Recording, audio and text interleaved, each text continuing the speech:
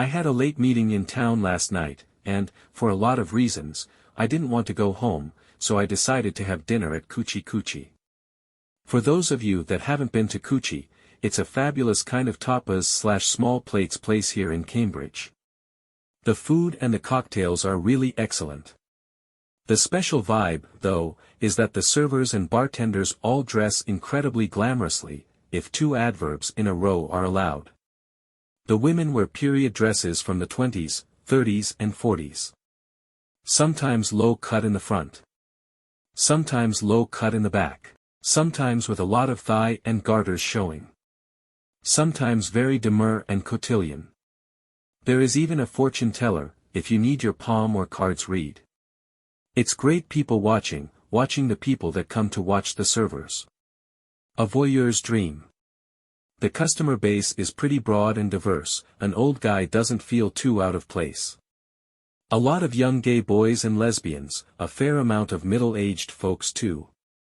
As is my habit, I was sitting at the bar, drinking bourbon Manhattans up. I was well dressed, jacket and tie, as I had come from my meeting. I had ordered about 5 small plates and had asked the bartender to really space them out. I was reading the New York Times and getting caught up on all of the inanity going on in the world.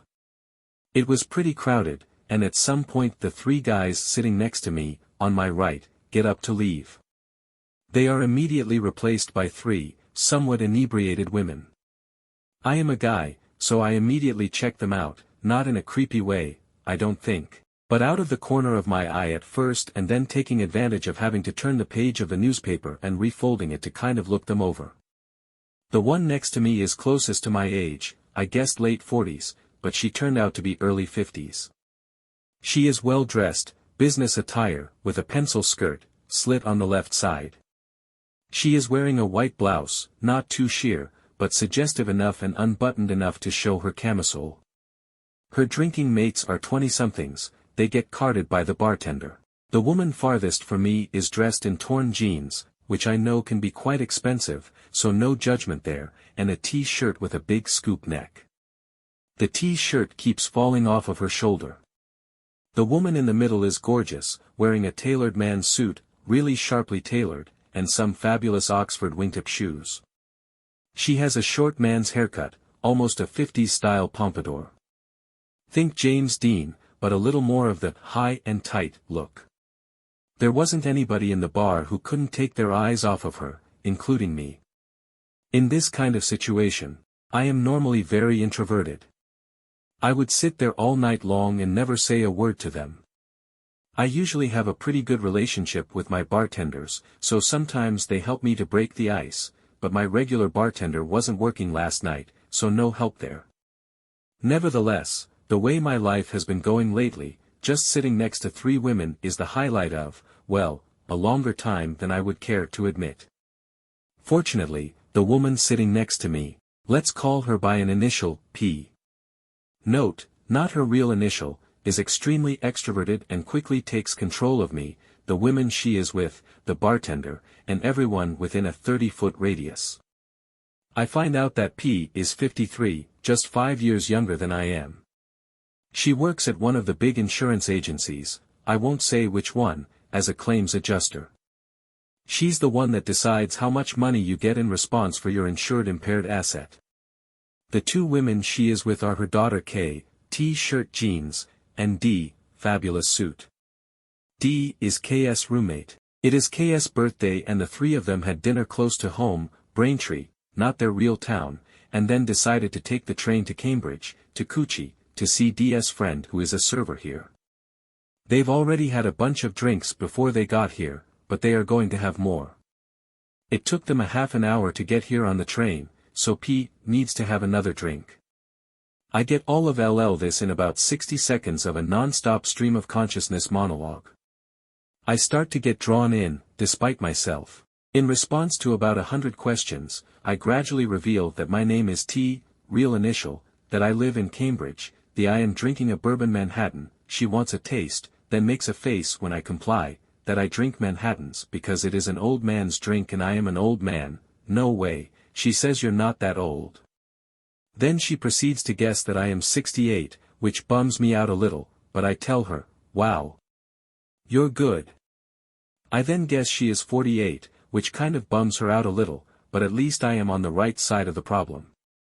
She wants to know what I do for a living, and I tell her I am retired. She is flabbergasted. How can you afford that? I tell her that I did well in my engineering career, so I have money, which is true.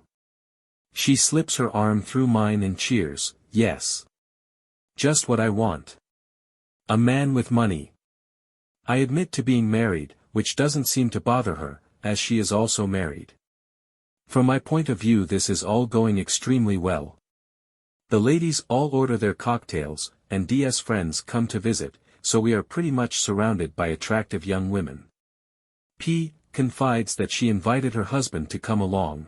This is her second husband, not K's father, but he didn't want to go out. She declares. He's an asshole. We drink our drinks. D is getting a lot of attention, which is very entertaining. My food starts to come, one small course at a time, and I start sharing it with my new acquaintances. They are reluctant at first, but I order more food and drinks for everyone, and pretty soon it is a party. If my life has been in a dry spell lately, it has been even longer since a woman has come on to me in a bar. It is like being a kid again. I am awkward, just as I have been my whole life, 10 years ago, 20 years ago. Jesus, 40 years ago. P is on the case though. She is terrific.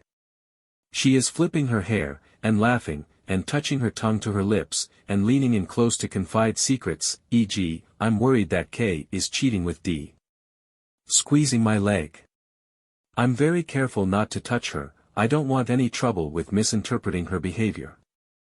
I don't have my arm around her or anything, but just kind of leaning in toward her. She doesn't back away, and in fact leans in toward me. We are shoulder to shoulder. The New York Times is forgotten. Now, I know that this is basically a sit blog, and that most folks here are writing about their fantasies. Some of the folks even post videos and photos, showing that it is not just a bunch of talk. My story here is pretty tame, I guess, compared to some of the stuff I have seen on here, but I think we can all agree that the first time you meet someone, and flirt, and make a connection, and have a really good time, it's worth a lot. It is very nice. Very nice indeed. Anyway, K and D go off with their friends, and P and I eat and drink and talk. We talk about everything we can think of, Boston, and the Red Sox, and the upcoming Bruins season. We avoid politics, after I admit to being just slightly to the left of, Karl Marx, this being Cambridge after all. She is a little more Republican, but is disappointed with the election so far. We talk movies. Both loved Mad Max, Fury Road, a split decision on Straight Outta Compton. Neither of us interested in The Intern. We talk about everything we can think of with one exception: what happens when we run out of things to talk about. At this point, I am leaning back on my barstool, leaning toward her with my right elbow on the back of her chair. My chair is turned slightly to the right. She is turned toward me, toward her left. We are shoulder to shoulder. She tells me what a good time she is having. I reciprocate. I really am having a great time. I rub my nose in her hair and tell her she smells good. This is like being in high school again. We are just about to kiss. But K and D come back and K is aghast. A gasp, Mom. What are you doing? They hustle her off to the ladies' room, for what looks to be a lecture. I sigh, and decide it is probably time to settle up the bill. I pay my bill and then, after a moment's reflection, their bill. I over-tipped the bartender, who had been great. It's like a 100% tip. I'm finishing up my cocktail when they return. K is upset, but P is nonplussed. She gives me her card, writing her mobile number on the back. I don't have a card, so I rip a page out of the little moleskine notebook that I always carry and give her my email and my mobile. K is distressed that I paid their bill, but I tell her that I have to be going and I wish her a very happy birthday, shaking her hand, and she thaws a little. P and I exchange a quick hug and a peck on the cheek, saying to stay in touch. We all leave the restaurant and head our separate ways. I text her almost immediately, saying how glad I was to meet her and what a great night it was. It really was a great night. The best, in fact. In fact, I submit that, it couldn't have been any better in any conceivable way. She doesn't respond to my text. I know that I will never see her again. Our relationship started, was consummated, and was ended all in one night. Life is pretty good sometimes.